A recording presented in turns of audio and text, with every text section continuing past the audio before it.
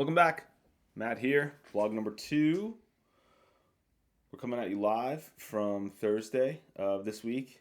Every Thursday, I hit this vlog, so if you're interested, I'll be continuing to share here. I think it's fun just to give you a bit of background in terms of what it's like to be a musician who's trying to make it and who's trying to get an audience and who's trying to find their niche and niche.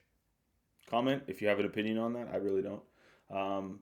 But yeah, I think today I just want to focus on a little of what I'm seeing from the content output perspective I mentioned in my last video. You can check it out right here. Perfect. And yeah, if you want to check it out, I think there's a really fine line in terms of how much you produce, right? And how much you can produce as just a person who has a real job, who has a real life, and who is pursuing a passion, right? I think there's a lot of people out there like me who are musicians kind of on the side. It's what they love to do. It's what they're going after. If I never make it, that's fine. If I find my audience, wonderful. If I can show my kids one day that I made awesome music that I'm really proud of, great. But, I'm putting myself out there.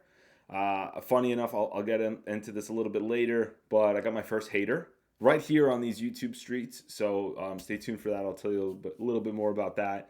Funny comment, to be honest with you. But yeah, we got a funny comment there, and then yeah, like I said in the comment in the title, I mean the title of this video is TikTok versus YouTube Shorts. I've had an interesting experience. I think there's 3 things that I've really taken away from it. The first one is that TikTok is really where I create the content, but YouTube Shorts is where I'm seeing a little bit more traction. So you might experience this as well. If you are a musician, if you are, I'd love to hear from you. Drop a comment. Let's just support each other. If you want to tag yourself, if you want to link out to any of your profiles, let me know. I'm happy to support anybody else who's out here in these streets struggling with me in the trenches. But yeah, I create on TikTok, and I'm seeing classic 200, 300 view jail, right? Where I think I'm making good content. I said that last time. I think I am, but maybe TikTok doesn't agree. But then I take that content, I just download it right off of TikTok. I'm dropping it on YouTube Shorts. I'm seeing 400, 500 views. I'm seeing comments. I'm seeing more likes.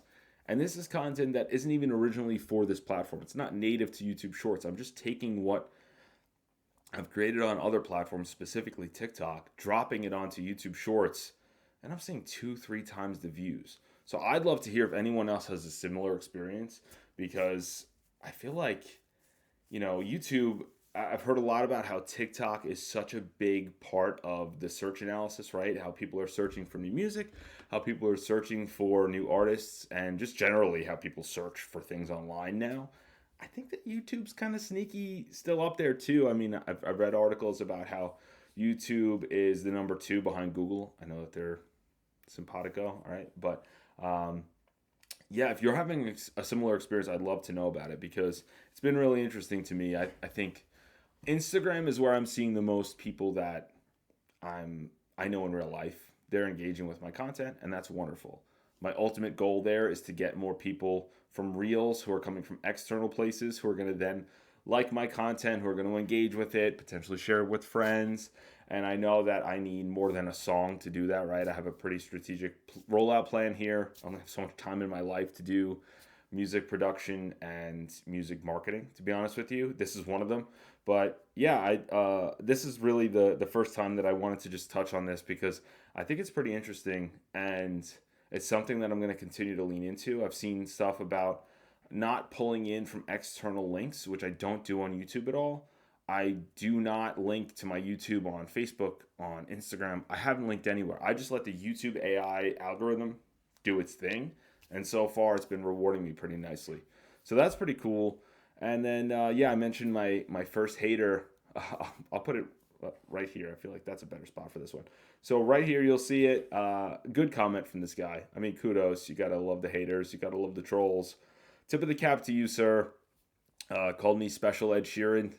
I'm sure he's not the first person to use that one either, but really good comment. And yeah, fun to kind of experience what it's like to put yourself out there on the internet and just have everyone react. It's not easy, but Love to hear if you've had that experience as well. So